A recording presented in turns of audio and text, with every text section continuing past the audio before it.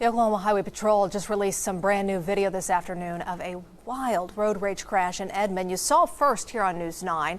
Storm Jones has been following this from the start, and you've been looking at this video this afternoon. Well, Amanda, the Sunday before last, this road rage caught on camera by a News 9 employee, but their camera was not the only one rolling. Now we're seeing the ordeal from the viewpoint of the trooper who at first declined to take the driver into custody. I'm not going to say that I wasn't playing stupid. Okay. I'm not going to sit here and lie to you. I was being a dumb. I have testosterone. Hey, it happens. It happens. It was a back and forth type thing. Okay. This is a years old. I'm an idiot. Stephen Cochran's 4-year-old child in the back seat. Will he get cited? Yeah. He is. What about having a kid in the car? See, that's kind of where it gets weird. So this is kind of where I'm going to cut him a break, okay? Because obviously he's dad. I don't want to mess his whole life up, you know what I'm saying? Sure. Child endangerment's a felony. Felony means you go to jail. So we're not going to do that. Trooper Chandler Lipe tells Cochran he's issuing a ticket for improper lane change, a $249 fine. Cutting you a break a little bit, all right? Since there is a kid in the car, there's a road rage thing going on. It's borderline child endangerment, okay? It's a felony deal. I ain't taking you to jail. I ain't ruining your life like that. Cochran was arrested 10 days later for child neglect and assault and battery with a dangerous weapon. An OHP spokesperson telling News 9, quote, "A complete investigation is rarely finished on the side of the highway. It's not uncommon to continue an investigation after the incident and for charges and arrests to be made at a later date." I've got 3 videos. Nah, he's good. He knows he up. And body camera shows the trooper never did review or get a copy of that video on the scene. OHP tells us today the agency is looking into the circumstances surrounding the trooper's initial investigation. If there was ever a what the fuck moment that you needed to hear ever in your life, this would be it. I was going to actually do this or on my live stream, but I said, or one of my live streams, because I don't know when this video is actually going to go up, because like I said, I have so many videos that have to go up before it, but now that I mentioned the live stream, I might put this up like the day before, if it comes to it. This right here is the undoubted proof that white privilege indeed exists, in case you did not know. So let's run this back a little bit, because I've always talked about how PC has some of the worst road rage ever. But this is probably one of the first times we've actually seen it from this perspective. So here you have this guy right here. I didn't catch his name. You have this guy right here who was the one driving a pickup truck. He was driving a pickup truck, and apparently he got mad at the person in the other lane for whatever the reason was, and merged over and forced the driver in the other lane to crash into the median, and he crashed into the median as well. And you saw what their vehicles looked like. Their vehicles was damn near completely crushed in the front, because that median, that's a lot of block that you're hitting. That's a lot of thick block that you're hitting. I think I saw one video where a car hit that median so hard it actually went through the median. So you know that car was messed up. I think the car ended up flipping over. But anyway, you had this guy run to the next lane, run into this other guy. They both crashed into the median for whatever the reason was that he had for the road rage he developed. Then in comes the problem. I mean, there's already an issue, but here comes the bigger problem with the trooper talking about, well, you know, this does look bad. Looks bad. It looks horrible. But instead of this guy being arrested and charged on the day of, he not only gets a slap on the wrist, but he allows the excuse that this guy gives of testosterone being the issue as to why he did it. This guy actually blamed his reasoning of running this guy damn near off the road and into a median on testosterone, high levels of testosterone. Are you kidding me? That was his excuse, and the excuse actually went through. And let's add on to this story. This man right here, the one who did the one with the high testosterone levels, had his 4-year-old in the back seat of the truck. Was he not thinking in that moment that his child's life was in danger when he decided to do this? No, he did not. And to add more insult to injury, the trooper says, well, I don't want to do anything that'll mess up his life because he does have a child.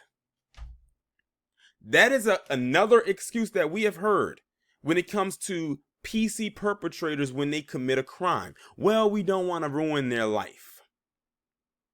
Usually they do it with teenagers or those in their early 20s, but you can see this guy is not a teenager. He is not in his early 20s. He doesn't even look like he's in his 20s. I would say he may be in his 30s.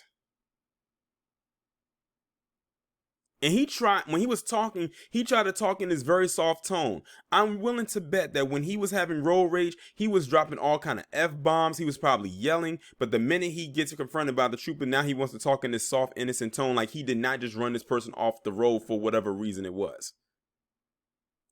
And you can tell the guy's face, the victim, was looking like, are you serious? Like, this is all you're going to do? Like, this is it? Now get this. Get this. This is the kicker. Noticed that the person who was ran off the road was another white guy, and the trooper was white. The driver of that truck who ran the guy off the road into the median was white. So you have 3 white guys, but the trooper got on code and sided with the guy who ran the other white guy off the road into the median. What if I told you white people's code is so thick that they'll get on code against each other? This guy could have killed this man into driving into the median. He could have severely injured himself and his child. He was not thinking about his kid in that moment. All he thought about was getting this guy off the road. Y'all saw the footage. This guy bumped this guy off the road into a hard-ass median, ruining his car and his truck while his child was in the backseat of the car. And they did not do anything to this man until 10 days later. He didn't even get a harsh crime charge. He got hit with a measly $249 traffic ticket for what? Changing lanes or whatever they said that thing was called. But 10 days later, they want to get him on child neglect and something else. And then come up with oh, we usually don't do this stuff right here on the spot. Bullshit. If this was a black man, they would have handled that shit on the spot. He probably wouldn't even be locked up right now. We know what to expect when it comes to us. Well, they want to sit up here and pretend like there's not 2 different Americas that we're living in. Now, I know I shouldn't sound so frustrated with this, but I get so goddamn tired of people trying to put blinders on and try to make it seem like what we're talking about is not making sense.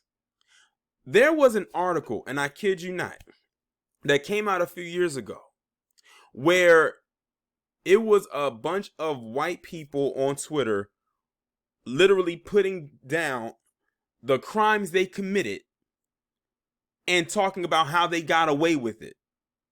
Basically flexing their white privilege. If I can find the link to the article, I'm going to post it because I think they actually had a hashtag for it. I think it was called Criming While White. And they literally exposed the crimes that they did. Crimes that if we did the same thing, if we even put that out on social media, hell, we probably wouldn't even get the chance to do it because we would have got dealt with before we even could talk about it. If we had did the same thing, they would have come beat down our door. Hell, we get hit with something and it's not even a damn crime. Look at the video I just did about that black man who, oh my God. The black man who had his money taken from him. Charged with no crime. But he still is trying to fight to get his 28K. Yet this guy right here, oh, let's just blame it on testosterone. He was having a bad day. You know, his son is in the car. That's all the more reason right there is his child. He had his child in the car. He was not thinking about the well-being of his kid when he did what he did. All he could think about in that moment was getting at the person who, I don't know what he did. It couldn't, I bet you it wasn't even that bad. But like I told you, PC has some of the worst road rage I have ever witnessed in my life. Theirs goes beyond honking a horn or cussing somebody out or flipping them off. Theirs is, oh, I'm going to follow you here. I'm going to get out of my car and cuss you out. I'm going to damn near fight you. In his case, I'm going to run you off the road. Now, just imagine if there wasn't a median there. Imagine if there was nothing dividing or stopping him from doing that. Or what if it was a ditch? He could have did a whole lot worse. The median actually is what saved both of them, honestly. Because that could have been a whole lot worse. But if he hit the car any harder, he could have clipped him and caused him to flip. But they want to sit and talk about us and saying it's all in our head when it comes to when it comes to white privilege. Here's an example of this. This man faced little to no consequences. Even after they finally arrested him, he got a slap on the wrist then. Because I see way more charges that he should have gotten opposed to what he did get hit with. And it took them 10 goddamn days. Almost 2 weeks. To finally do something to him. Reminds me of, again, I have to go back, and the story reminds me of it so much, with what happened down in Louisiana a couple years ago with those 2 black cops and the white dad and his white son in the front seat of the car, and he goes on a road rage, not a road rage, but on a high-speed chase, and when he pull him over and apprehend him, he uses his car as a weapon to try to back into one of the cops and run him over, and the cop shoots in the back window. He accidentally shoots and kills the son, and what happens? The 2 cops go to jail. And nothing happens to him until months later when he gets hit with a domestic violence charge against the woman he was involved with. Not for going on a high-speed chase. Not for involving his son in an accident that killed his son. That got his son killed.